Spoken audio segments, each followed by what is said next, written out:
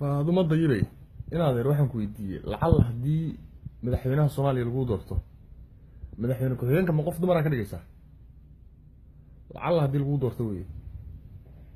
jawaabtayda waa haa haddii aniga madaxweyne laga dhigo madaxweyne ku-xigeenkana dumar ayaan ka dhigi lahay wasiirka amnigana ayaad ka dhigi lahayd ma qof dumara mise qof raga wasiirka amnigana qof dumaran u dhiibi lahay oo dowladayda badankooda waxay aan lahayn dumar iyo dhalinyaro waryaa ku qosol intaa kuu jeedo ku qosol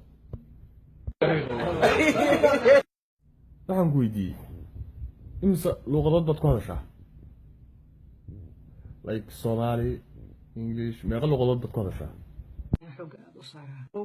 anigu af Soomaali waan ku hadlaa af Swahili waan ku hadlaa af Ingiriisi waan ku hadlaa af Finishna waan ku hadlaa wasiirka caafimaadka iyo waxbarashada ayaa u kala dhiibi lahayd wasiirka caafimaadka qof ragaan u dhiibi lahay wasiirka waxbarashada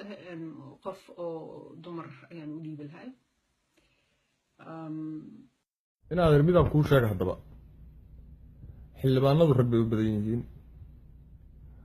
waddanka majoritigiisa rag baa haysta iyo kaa hoos bixin